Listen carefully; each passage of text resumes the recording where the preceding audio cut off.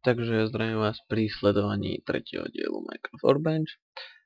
V dnešnom dieli si ukážeme, ako postaviť takéto dvere na heslo, a ešte automatickú 5-minútovú bránu do Netheru. To vysvetlím neskôr.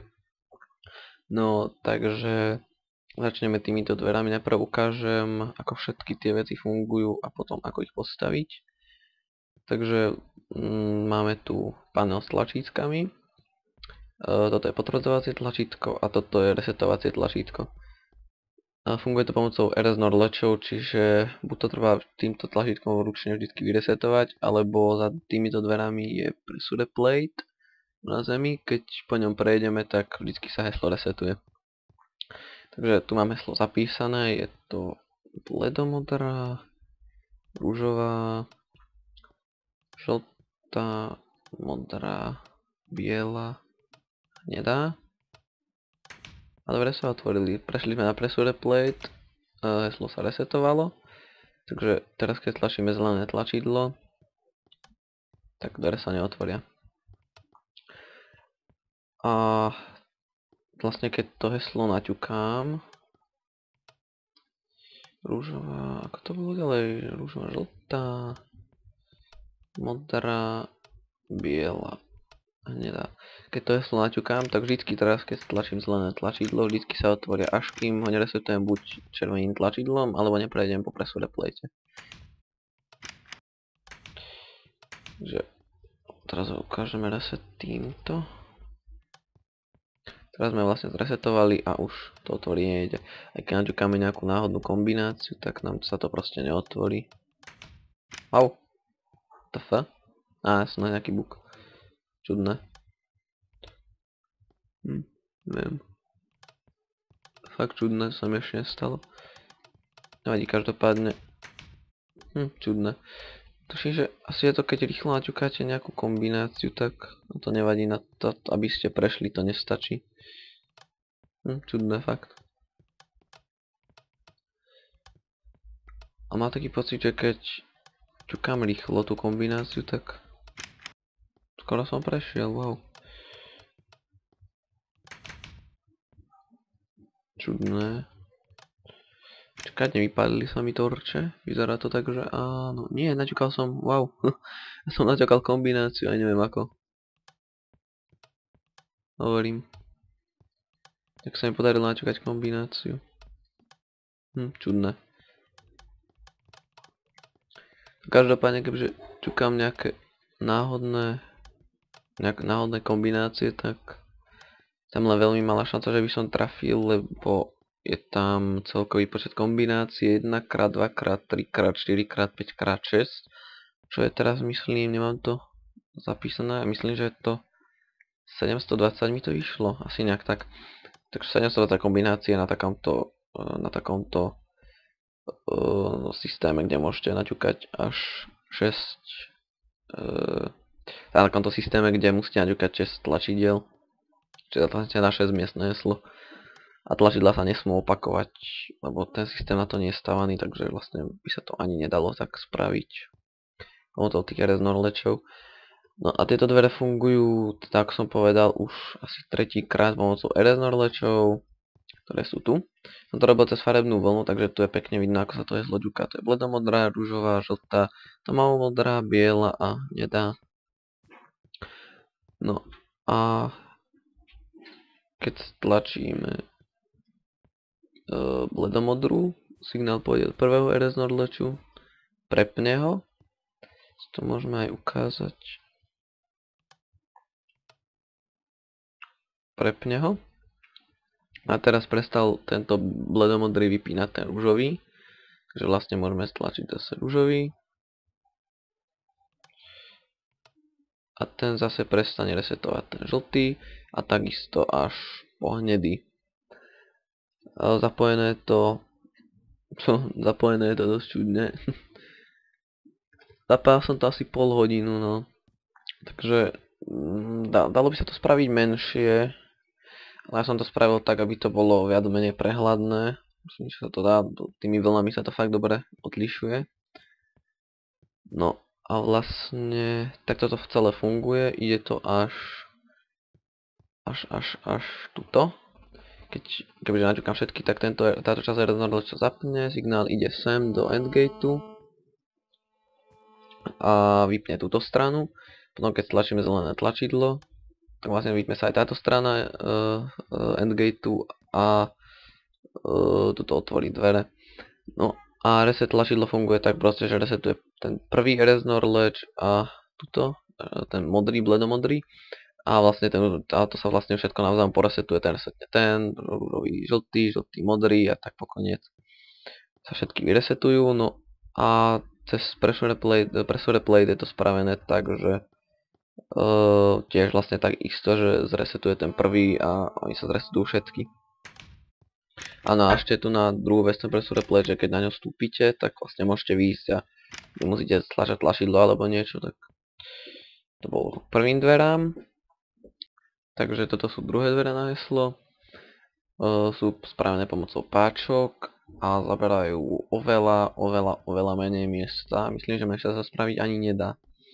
No, ale má to nejaké nevýhody, napríklad treba to ručne resetovať a tak. No tuto je heslo, myslím, že rúžová, čierna, zelená a hnedá. Áno, je to tak. A zmednú. Treba si teda to ručne resetovať, čiže treba si zaistiť dvere, aby sa nezavreli. A zase to vynulujeme, ako to bolo. Prejdeme dnu a vypneme páčko to. No a vlastne celý ten obvod je tu.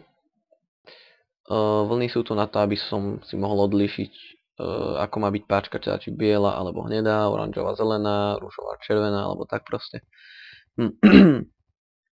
No a vlastne tam na tých páčkach, ktoré chceme, aby boli dole, si dáme na druhú stranu redstone torch a pod to redstone. A vlastne nastavuje sa to veľmi jednoducho tým pádom, napríklad keď chceme zmeniť heslo, tak to spravíme nasledovne.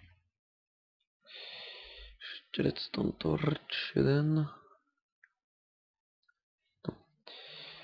Tak spravíme to nasledovne, sem si dáme redstone. Takže vlastne teraz máme heslo len myslím, že zelená. Áno, je to tak, zelená, čierna a rúžová. No a kebyže chceme, tak to môžeme zmeniť. Napríklad na... Toto dáme preč. Toto spravíme. A môžeme to zmeniť. Môžeme pridať bielu ešte naspäť.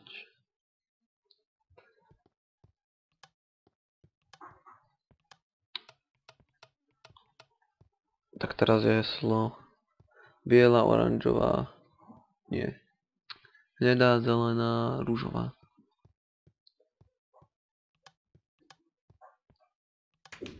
Teda všetko funguje, treba to logicky takto ručne resetovať. Nedá sa to spraviť automaticky, lebo páčky môže ovládať len hráč a nie redstone. Tak funguje to. No a zaberá to fakt málo miesta, toto je minimum, zmešiť sa to viac nedá proste, toto je úplne minimum sa dáva. Funguje to teda tak, že tie páčky, ktoré musia byť dole, tam musí byť redstone torch na druhej strane, vlastne dodávajú energiu do tohto torču, ktorý je teraz vypnutý. No a kebyže vypneme tie redstone torče, tento a tento, tak vlastne prestane do tohto prúdiť energia, tá pôjde sem, zapne sa tento torč a prepne dvere. No, takže týmto dverám to bude asi všetko a teraz môžeme prejsť k automatickej 5-minútovej bráne do Netheru. Takže toto je prosím pekne automatická 5-minútová brána do Netheru. Myslel som ju sám, na čo som patrične hrdý.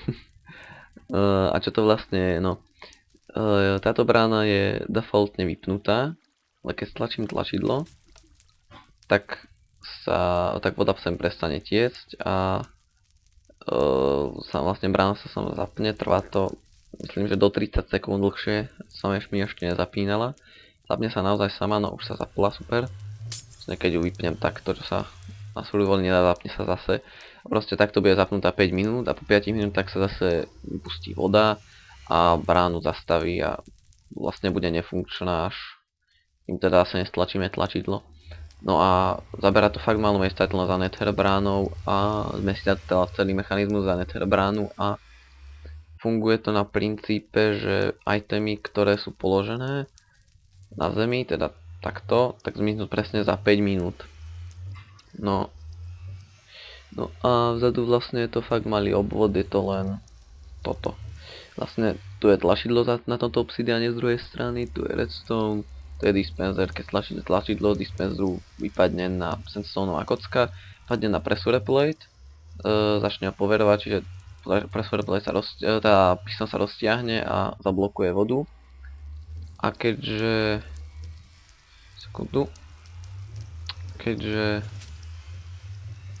pod týmto dole, vlastne toto sú half bloky a sú to preto, aby tá voda nevytiekla, aby sa všade roztiekla, no a vlastne zapáli sa to samé, tá brána, a to preto, lebo tu pod týmto je oheň, aj tu je oheň, a vlastne to je všetko, iba tu a tu je oheň, no a keďže je tam oheň, tak od toho ohňu sa chytí toto drevo, no ale toto drevo môže horeť len sem do tejto strany, pretože z druhej strany aj z boku je to úplne zakryté, takže to drevo nemá inde kde horeť, len na tejto strane. No a keď vlastne umiestnite oheň sem, tak sa zapáli Netherbrand. Netherbrand sa nedá pustiť ani inak, ako keď si všimnete. Môžem dávať sem, hoci kde nezapne sa. Musí to byť do tejto dolnej časti, preto je to drevo len tu. No vlastne keď sa to drevo zapáli, tak tu sa vytvorí blok ohňa. Lenže keď je tu blok ohňa, tak sa vlastne tá brána hneď sama automaticky zapne. Neviem, zapína sa, neviem, no proste do 30 sekúnd by to malo byť zapnuté. Ešte sa mi nestalo, že by som musel čakať dlhšie. Zase vlastne zapálime a dáme sem half bloky, aby nám nevytiekla voda. Tak. No vlastne po 5 minútach sa teda sama vypne. No a teraz myslím, že môžeme prejsť aj k samotnej stavbe tých prvých dverí. Takže som zistil, že bohužiaľ na dokončenie videa mám už asi len 3-4 minútky, čo by určite nestačilo. Takže som sa rozhodol, že video rozdelím na dve časti a v tej druhej časti vlastne bude tá tutoriálová časť, teda celé, ako to celé postaviť a tak. Takže vidíme sa v druhej časti.